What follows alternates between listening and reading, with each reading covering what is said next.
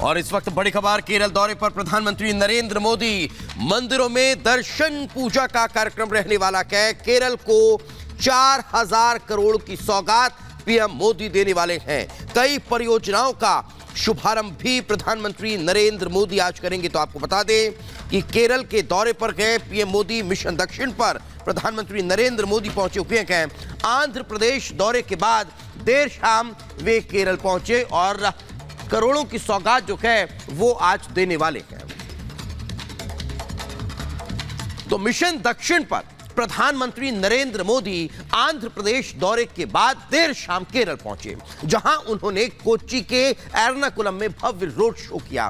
PM Modi की एक झलक पाने के लिए सड़क के दोनों किनारे बड़ी संख्या में लोगों की भीड़ जमा हो गई, जो फूल बरसाकर प्रधानमंत्री नरेंद्र मोदी का स्वागत करती नजर आई। इसी को लेकर एक रिपोर्ट आपको दिखाते हैं।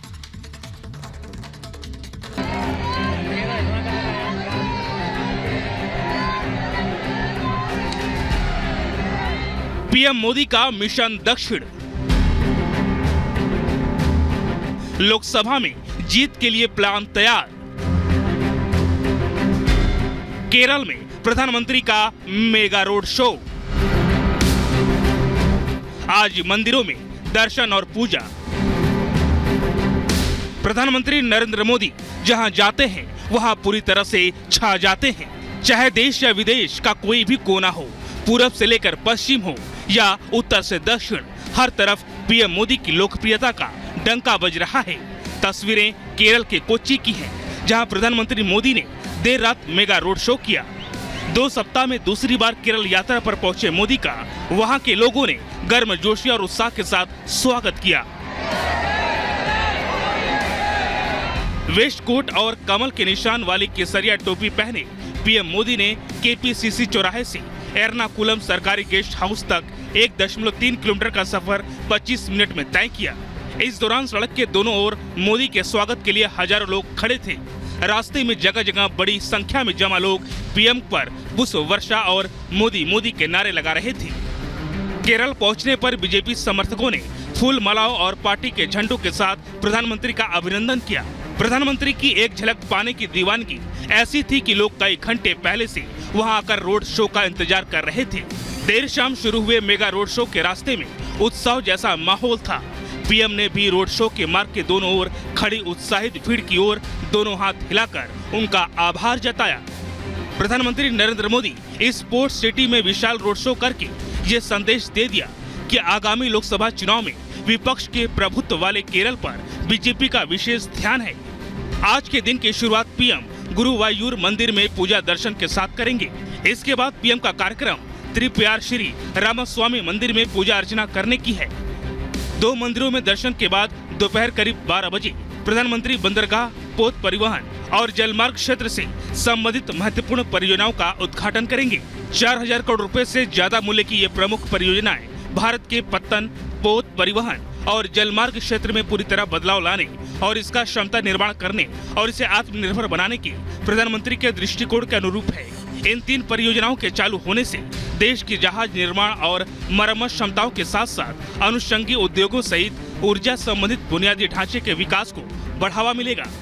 भारतीय वायुसेना के विशेष विमान से कोचीन अंतर्राष्ट्रीय हवाई अड्डे पर केरल के राज्यपाल आरिफ मोहम्मद खान और मुख्यमंत्री पिनराई विजयन ने प्रधानमंत्री का गर्मजोशी से स्वागत किया। आज केरल में प्रधानमंत्री का 6000 शक्ति केंद्रों के प्रभारियों से मिलने का भी प्लान है।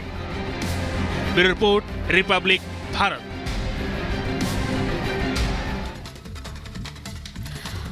और इधर 2024 का चुनावी शोर हर तरफ सुनाई दे रहा है, लेकिन इंडी गठबंधन की मुश्किलें लगातार बढ़ रही हैं। एक तरफ मायावती से उम्मीदों पर तो पानी फिर गया है, तो दूसरी तरफ जेडीयू के तेवर अलग ही नजर आ रहे हैं, क्योंकि जेडीयू आरजेडी और कांग्रेस को ही संयोजक पद और सीट शेयरिंग को लेकर जिम्मेदार ठहरा रही है, जिसके बाद से सियासी हंगामा और भी ज्यादा बढ़ गया है। देखिए रिपोर्ट।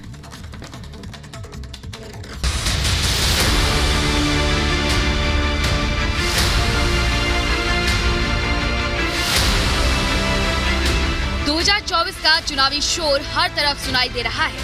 हर दल खुद को मजबूत करने में जुटा है। कोई गठबंधन की रणनीति बना रहा है, तो कोई सीट शेयरिंग पर माथापच्ची कर रहा है। कोई संगठन को चुनावी मोड में ला चुका है तो कोई अभी चुनाव की तारीखों का इंतजार कर रहा है। सभी राजनीतिक दलों में चुनावी तैयारियों के साथ आरोप प्रत्यारोप के दौर भी शुरू हो चुके हैं। बीजेपी ने ग्राउंड जीरो पर अपना काम शुरू कर दिया है। अलग अलग तरह की यात्राएं और अभियान चलाकर जनता तक अपनी बात पहुंचा रही है, तो वहीं विपक्ष अभी अपना फायदा नुकसान और चुनाव के एजेंडे को ही सेट करने में व्यस्त है। एक तरफ तो पूरा विपक्ष मंच पर एक साथ खड़ा होना चाह रहा है, लेकिन कोई न कोई एक विपक्षी नेता बार बार उस गठबंधन में फूट डाल देता है। कभी समाजवादी पार्टी और कांग्रेस में अनबन सामने आती है, तो कभी कांग्रेस और ममता के बीच मतभेद और मनभेद सामने आते रहते हैं। इनका विवाद कम होता है तो बिहार में सियासी रोड़ा बीच में आ जाता है। आरजेडी अपने नेता को आगे बढ़ाना चाहते हैं तो जेडीयू अपने नेता यानी नीतीश कुमार को पीएम उम्मीदवार के रूप में देखना चाहती है। विपक्ष के कई दल आपस में टकरा भी रहे हैं, लेकिन फिर भी बिना मन के साथ खड़े हो रहे हैं, क्योंकि वजह है केंद्र से मोदी को हटाना है। विपक्ष अभी अपने एजेंडे को ही फाइनल टच नहीं दे पा रहा है, क्योंकि अभी आपसी मतभेद की वजह से ना तो इंडी का कोई संयोजक तय हो पाया है और न ही अभी तक सीट शेयरिंग पर बात हुई है। सीट शेयरिंग पर सभी दल अपनी अपनी जिद पर अड़े हुए हैं। हर दल अपने मन मुताबिक सीटें मांग रहा है। सीटों पर और संयोजक पद पर तस्वीर साफ नहीं हुई है, तो बिहार में एक बार फिर से जेडीयू के सब्र का बांध भी टूटता जा रहा है। जेडीयू कांग्रेस और आरजेडी को सीट बंटवारे पर देरी के लिए जिम्मेदार ठहरा रही है। देश लेवल पर होना है और हम तो स्टेट लेवल पर 2020 में नीतीश जी, आरजेडी और कांग्रेस का जो गठबंधन हुआ उसमें हम बहुत माइक्रो डिटेल में हम जुड़े हुए थे उस पूरी एक्टिविटी में, इसलिए दिक्कत तो होती है, लेकिन गठबंधन की पॉलिटिक्स का ये पार्ट है, तो हमको लगता है आने वाले समय में हो जाएगा। इतना ही नहीं, जेडीयू नेता का गुस्सा फूटा तो उन्होंने संयोजक पद के लिए भी अपने सवाल दाग दिए। नहीं, हमको लगता है कि शुरू में ही अगर माननीय नेता को बनाया जाता इनिशियल स्टेज में ही तो ज़्यादा, अब क्योंकि समय कम है, परिस्थितियां बदल गई हैं, 5 राज्यों का चुनाव हो गया और उसके बाद मल्लिकार्जुन खड़गे जी चेयरमैन बने और ये कन्वेनर बने, तो हमारा ये मेरा अपना व्यक्तिगत राय है, ये पार्टी का लाइन नहीं है। मैं क्योंकि सवाल आप हमसे पूछें तो मैं उसका उत्तर दे रहा हूँ, मैं जितनी मुझे राजनीतिक सूझबूझ है, मेरी जितनी राजनीतिक समझ है, तो हमको लगता है कि जब एक आदमी व्यक्ति चेयरमैन खुद बन ही गया तो फिर कन्वेनर की आवश्यकता क्या है। बीजेपी ने 400 प्लस का एजेंडा तैयार कर लिया है, तो वहीं विपक्ष रुक रुक कर आपस की जुबानी जंग से ही बाहर नहीं आ पा रहा है। आरजेडी जेडीयू पर हमलावर रहती है तो जेडीयू भी कोई मौका नहीं छोड़ती। जेडीयू की ओर से सीट बंटवारे पर देरी के लिए जिम्मेदार ठहराने के बाद सियासत भी हाई हो गई है। बीजेपी के लिए विपक्ष खुद ही मौके पर मौके दे रहा है। बीजेपी ने फिर से आपसी तूतू मैमे को लेकर इंडी गठबंधन पर सियासी तंज किया और बीजेपी ने विपक्षी दलों को सिर्फ फोटो खींचने वाला बताया।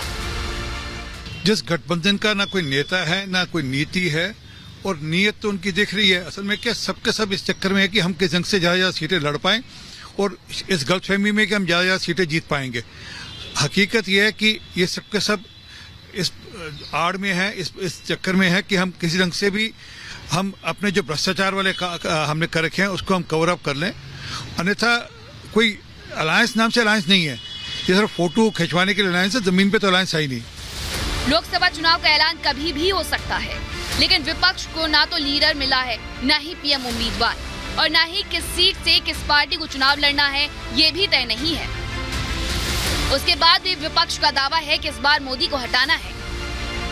इंडी गठबंधन एकजुटता दिखाने में तो लगा है, लेकिन बार बार एकजुटता में टूटता की दीवार भी सामने आ रही है, जिसका सीधा फायदा बीजेपी को मिलने की उम्मीद है। Bureau report, Republic Bharat.